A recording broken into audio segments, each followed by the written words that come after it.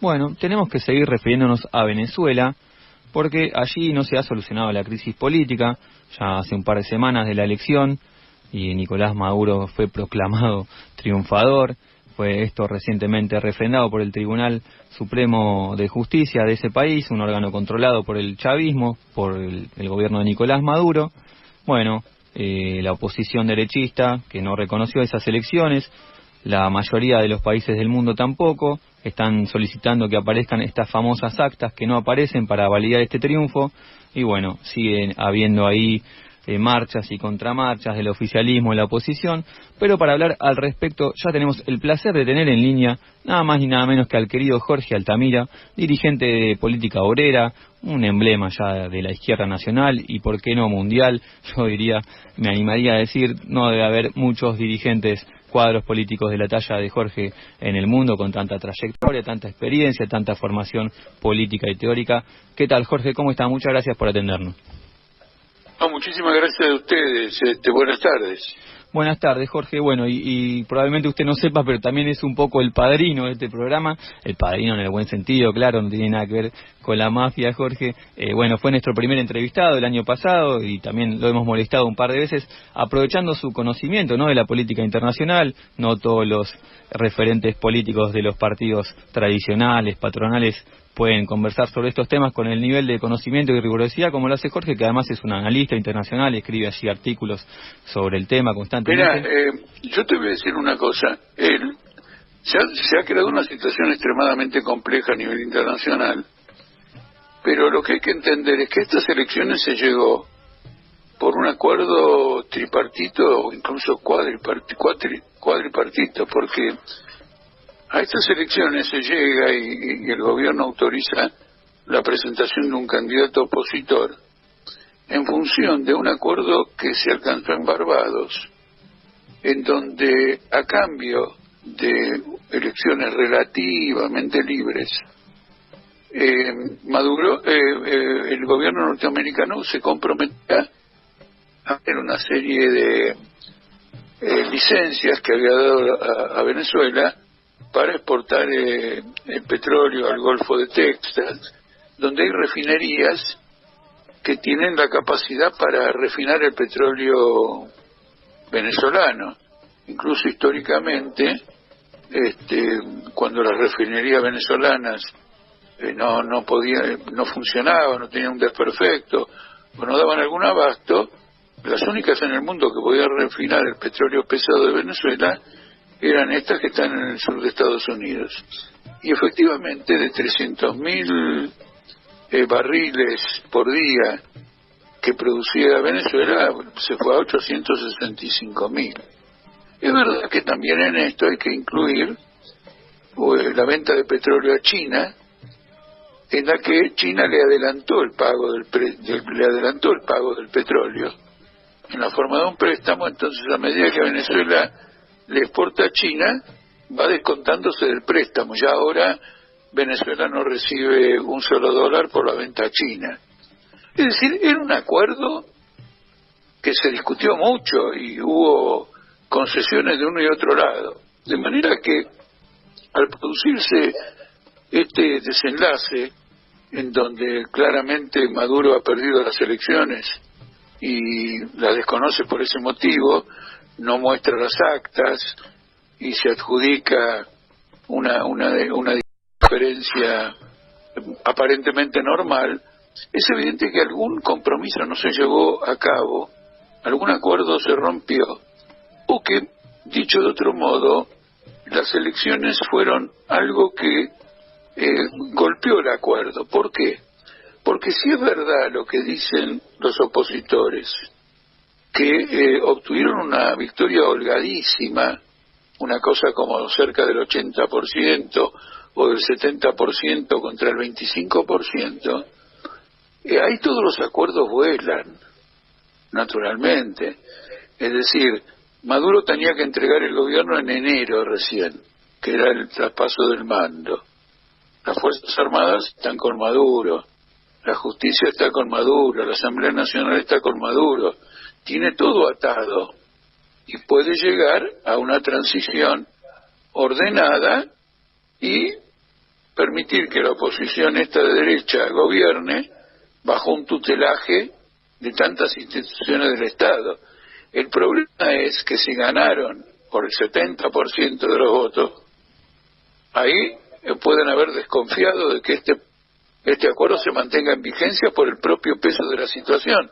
Porque imagínate, sube este hombre, no me acuerdo, Edmundo creo que se llama, González Urrutia.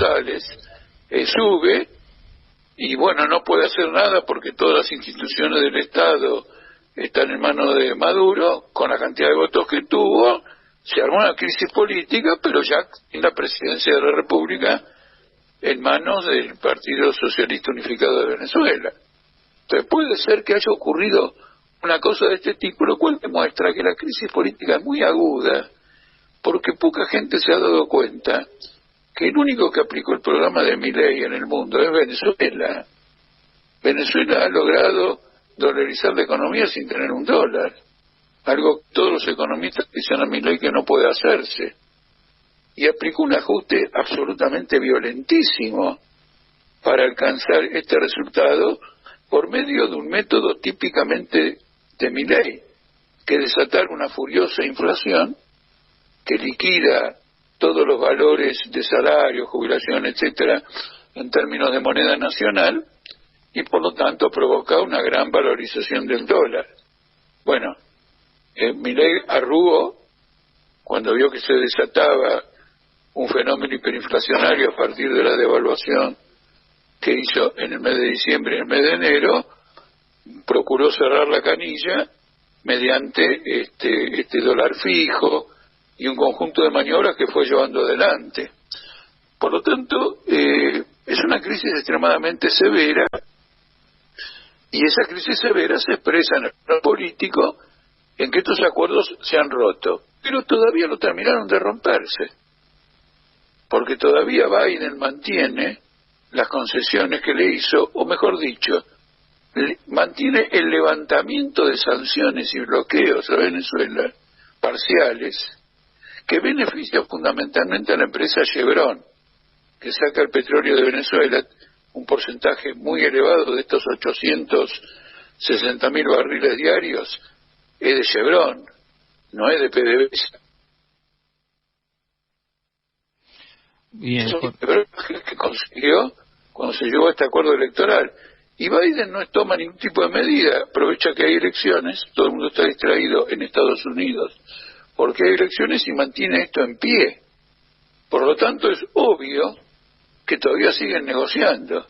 Y el que más está desesperado en negociar es Lula, porque Lula tiene elecciones en octubre, elecciones municipales, y los principales diarios, tanto O Globo como Folia de Pablo, lo atacan por no ser concluyente con Maduro, es decir, no reconocerlo, como hizo Boric en Chile, bueno, por supuesto Milei, no reconocerlo. Además hay asilados en la Embajada Argentina en Caracas, y la Embajada ahora quedó a cargo de Brasil, y sin embargo, a pesar de que quedó a cargo de Brasil, no se llega a un acuerdo para evacuar a estos venezolanos que están asilados en la Embajada Argentina. Entonces es un golpe para Lula, que encima de lo que les digo, disculpen la extensión de lo que estoy diciendo, tiene una división en el PT, porque el PT está con Maduro. La cúpula del PT está con Maduro, y Lula está gobernando Brasil con 36 ministerios que repartió entre el conjunto de la derecha brasileña para poder tener una viabilidad con el Congreso brasileño. Así que esta crisis es enorme. Ahora, yo como militante de izquierda, etcétera, tengo una frase para esto que la quiero repetir aquí. El fraude electoral no es un método de lucha contra el imperialismo. El fraude electoral siempre es un método que termina quebrando a las fuerzas populares, las termina desmoralizando, porque es incompatible con cualquier perspectiva emancipadora. Ahora, esta posición justamente respecto a Venezuela, Jorge, ha generado, cuando no, dentro del microclima de la izquierda marxista, trotskista, una fisura de una agrupación tildando de democratizante a la otra por apoyar, por criticar al madurismo y de esa forma supuestamente apoyar a la derecha, a la oposición derechista. ¿Cuál sería una salida? Porque está de un lado Maduro y del otro la oposición derechista. Una revolución obrera y socialista, claro, así en lo inmediato no va a haber. Es un poco, claro, esa la dicotomía. Para la izquierda no hay soluciones en lo inmediato. A este escenario se llegó a través de un largo tiempo. Pero voy a arrancar de la situación inmediata y después voy a ir al escenario, a cómo se llegó. La posición de que se reconozcan las elecciones, etcétera, etcétera, es una posición formal, absolutamente formal, porque no es así como uno va a avalar un gobierno de derecha. Está avalando un gobierno de derecha, y ese gobierno de derecha tiene una historial de boicotes electorales, de gobiernos en el exilio, reconocidos por el imperialismo, etcétera, que le quitan la autoridad para decir, bueno, yo soy un gobierno legítimo. ¿Me explico? Es decir, uno no es un gobierno legítimo porque gana una elección y tiene un historial de fraudes y de golpes y de atentados, etcétera, etcétera.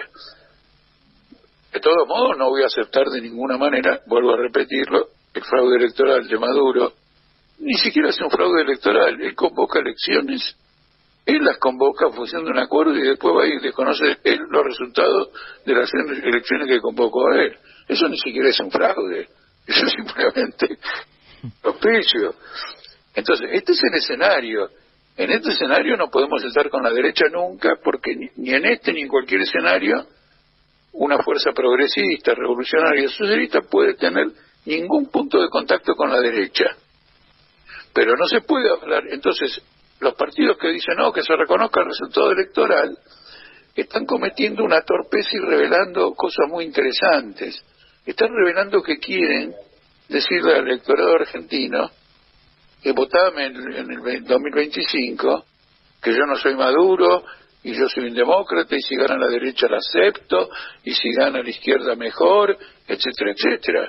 Ese mensaje no desarrolla la conciencia emancipadora de lucha de ningún pueblo. Por eso yo me opongo totalmente a la posición que tiene el FITU. Por otro lado, el FITU tiene esta posición después de haber sido rabiosamente chavista.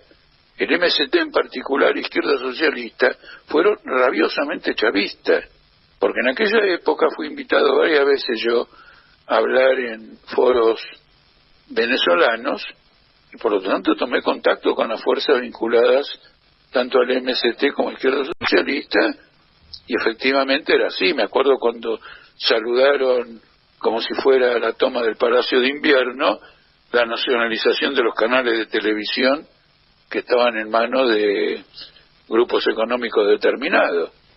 En materia de comunicaciones, no se puede admitir que un gobierno controle los medios de comunicación, porque un gobierno que controla los medios de comunicación y encima es un gobierno que no es socialista, va a usar esos medios de comunicación para destruir la unidad de la clase obrera, y efectivamente es lo que ha hecho Maduro todo el tiempo.